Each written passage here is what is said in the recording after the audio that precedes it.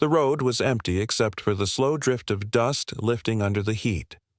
It hung in the air without movement, a pale haze against the hard, flat ground.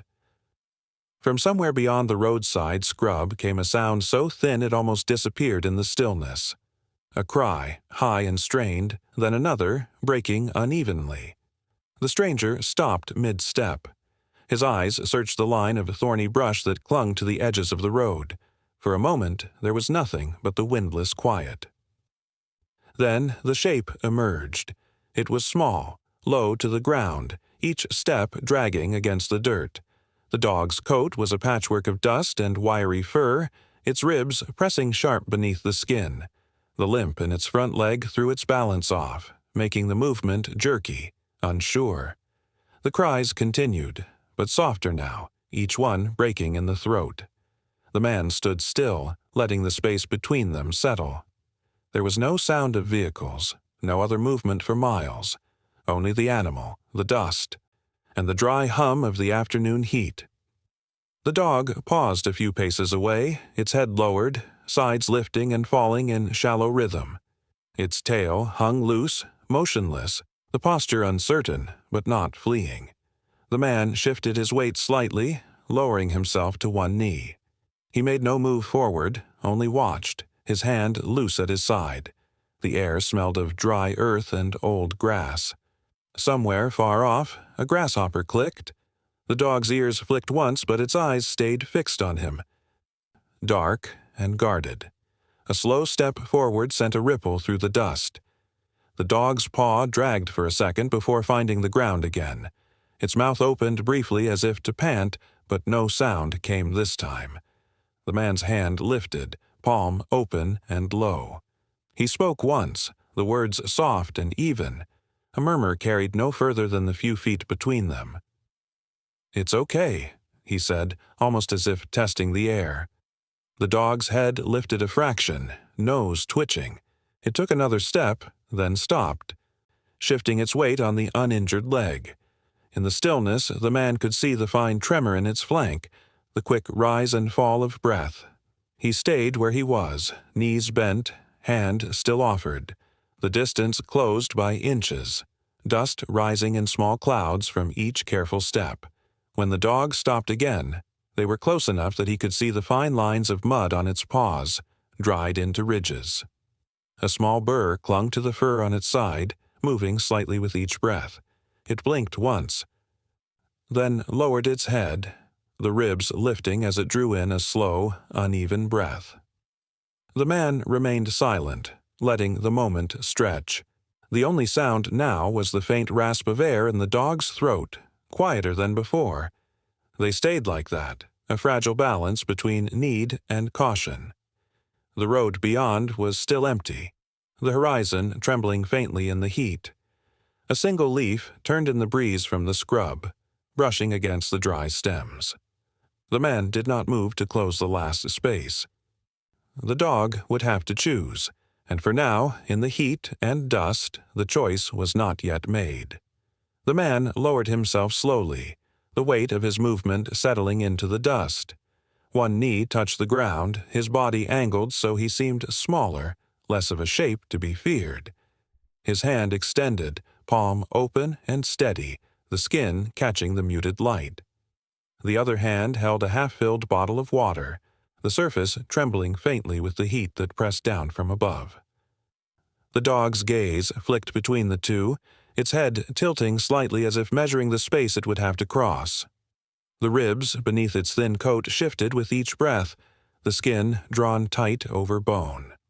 The wind was still absent, the air holding its heat close. In the quiet, the man kept his posture unchanged, knowing that even a sudden blink might undo the small thread of trust forming between them. The dog shifted its weight, one paw inching forward, then drawing back. The injured leg hung awkwardly, toes curling into the dirt before it was lifted again. The man could see the faint tremor in its stance, the uneven rise and fall of its chest. The bottle of water glinted in the light, a small promise against the dryness in the air. A single step forward came next, slow, deliberate. Dust lifted under the paw and swirled before settling again. The dog's eyes did not leave the water, though its ears twitched toward the man's breathing. Another step followed, the distance narrowing but still wide enough for hesitation to live in. The man's arm remained steady, fingers loose and open, offering nothing more than the quiet shape of his hand. He spoke once, low and even, the words barely enough to disturb the still air. "Easy now," he murmured. The dog paused, nose lifting slightly, nostrils moving as it caught the faint scent of skin, cloth, and water. Its body lowered fractionally, as if preparing to retreat, but the sound of liquid shifting inside the bottle seemed to hold it in place.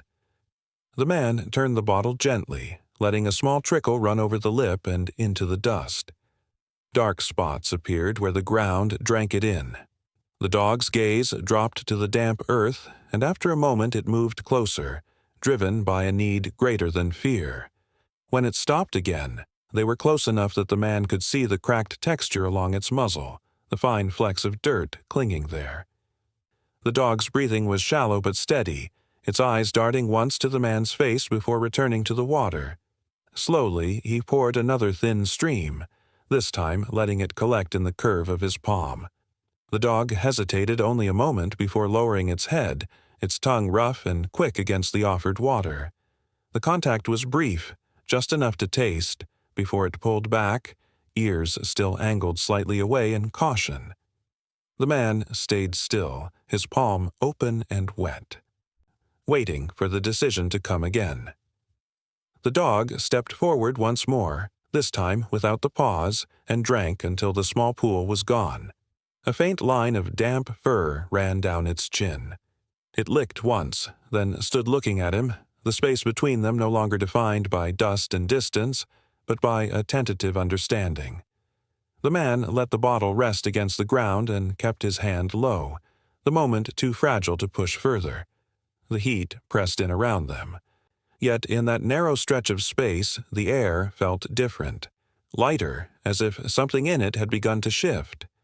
They moved together toward a patch of shade cast by a low, wide-limbed tree. The air beneath it felt heavier, but it spared them from the direct weight of the sun. The man lowered himself to the ground, settling slowly so as not to startle the animal. The dog lingered a short distance away, watching, its chest rising and falling with the uneven rhythm of fatigue. The earth here was cooler, soft with a thin scattering of fallen leaves, and the smell of dust gave way to the faint scent of dry bark. The man poured a little water into the curve of his hand, letting it gather until the skin of his palm glistened. He leaned forward just enough to offer it without reaching for the dog. The animal's gaze flicked between his hand and face, weighing the stillness of his posture. A tentative step brought it close enough for the tip of its nose to touch the water's surface. The tongue moved quickly, lapping until the pool was gone, and then it pulled back, licking its muzzle as if testing the taste. Without a word, the man poured another measure, waiting until the dog leaned forward again to drink. Each time it paused, the tremor in its body seemed a little less pronounced. The ribs still showed with each breath, but the movements grew less strained. When it had finished the third offering, the dog eased itself down beside him, folding its good leg under its chest and letting the injured one rest forward in the leaves. The man set the bottle aside, his hand resting lightly on the ground between them, not yet bridging the gap with touch. A soft exhale from the dog broke the silence, its ears tilting slightly backward in what could only be relief from standing. For a while, they simply remained there, the rhythm of breathing the only shared language. The man glanced once toward the road, but his attention returned quickly to the animal beside him. The sun filtered through the tree in shifting patches, marking the dog's back with faint light. Its eyes half closed, though they flicked open at small movements, a falling twig, a shift of leaves in the higher branches, before settling again. He reached for the bottle once more, pouring into his palm, and this time the dog drank without hesitation, its nose pressing briefly into his skin before lifting away. When the last of the water had been swallowed, the dog's head lowered, almost brushing against his leg. It stayed there only a moment, the weight light but deliberate before it shifted again to rest on the ground. The man didn't move, sensing the choice that had just been made. A fly circled lazily between them, the dog's ear flicking once in response, but otherwise neither changed position. The air under the tree was warm, but still, holding them in a quiet pocket away from the open road. The minutes stretched without the need for sound. The man's hand eventually rested on the ground near the dog's paw, not touching but close enough for the warmth of both to meet. Above, the branches swayed faintly in the slowest of breezes, carrying the scent of dry leaves. The dog's breathing had steadied now, each rise and fall unbroken, the small tremors fading into stillness.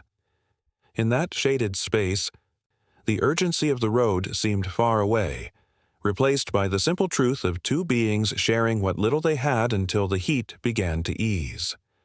The sound of an engine grew from the distance, low and steady, until a weathered pickup appeared along the empty road. It slowed without being waved down, the driver leaning out just enough to take in the scene beneath the tree. The man spoke briefly, his voice calm, explaining in as few words as possible. The driver nodded once and reached behind the seat, pulling out an old canvas jacket that smelled faintly of oil and dust. Together, they approached the dog without haste. The animal lifted its head, watching them both with wary eyes, but made no move to retreat.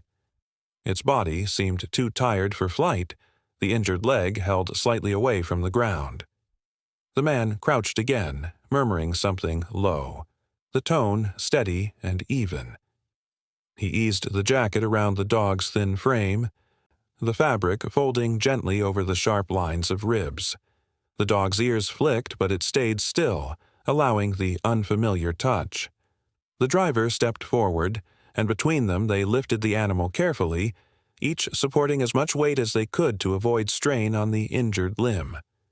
The dog's body was light, but the heat from it was deep, radiating through the jacket as they carried it to the truck. In the bed of the pickup, a flattened tarp gave a softer surface than the bare metal. They laid the dog down there, adjusting the folds of the jacket so it covered most of its body. The man climbed in beside it, settling cross-legged, one hand resting lightly along the animal's side. The driver pulled the truck back onto the road, the tires kicking up a ribbon of pale dust behind them. The air shifted as they gained speed, carrying away the still heat of the roadside. The dog's breathing was quick at first, each inhale shallow, but gradually it began to slow under the steady weight of the man's hand. Every so often its eyes would open a fraction, glancing toward him before closing again. The motion of the truck was gentle here, the road straight and free of jolts, and the rhythm seemed to ease the stiffness in its body. The man poured a little water into the cap of the bottle and held it close. The dog's tongue touched it once, lapping weakly before settling back down. Fields stretched out on either side, the tall grasses leaning in the faintest breeze. A hawk circled far overhead, its shape steady against the washed-out sky. The driver kept his gaze forward, the miles shortening between them and the small clinic that sat on the edge of the nearest town. Now and then, the man glanced up to watch the road ahead, but his hand never lifted from the dog's side.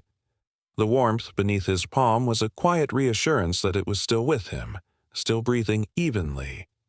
The dog shifted once, curling slightly toward the pressure of his touch. It was not a gesture of trust, not yet, but it was a choice to stay still in the company of hands that had not harmed it. The man adjusted the jacket around its shoulders, tucking in the edges against the faint wind. The pickup rolled on, the hum of the engine blending with the muted rustle of fabric, the landscape sliding past in slow layers of earth and grass. In the bed of the truck, beneath the shade of the old canvas, they traveled together toward whatever help could be given, the world narrowing to the simple presence of a body beside another, moving forward.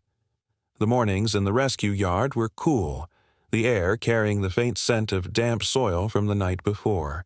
The sun was just beginning to warm the edges of the ground, spreading light slowly across the wire fencing and the rough wooden posts.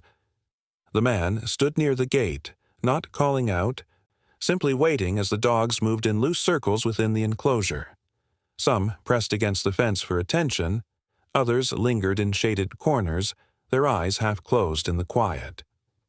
Beyond them, near the far edge of the yard, lay the one who had arrived days earlier wrapped in an old jacket. It had taken time for him to leave the shaded shelter built into the corner. At first, he watched everything from its entrance, ears twitching at sudden movements, body shifting only when another dog wandered too close. His food was eaten in small amounts, often after the rest had been fed and the yard had grown still again. Water was taken in quick, shallow drinks before he retreated to safety. The man had made no attempt to close the space between them, only stopping nearby each day with fresh water and quiet presence. Sometimes he sat a short distance away, letting the minutes pass without expectation. This morning, the dog lifted his head from where he lay, his gaze following the man's position at the gate. The air was still, carrying no urgency, just the slow rhythm of a place waking up. The dog rose to his feet, stretching his front legs forward until his ribs showed sharply against his sides. The injured limb, though still carried with care, no longer trembled as it had on the roadside. He took one step, then another, the movement deliberate and even. The man stayed motionless, watching the distance between them close. The dog's tail, which had hung loose and still in every previous encounter, gave a single, uncertain movement to the side. Then, as he reached halfway across the yard, it moved again, a slow sway that seemed almost cautious.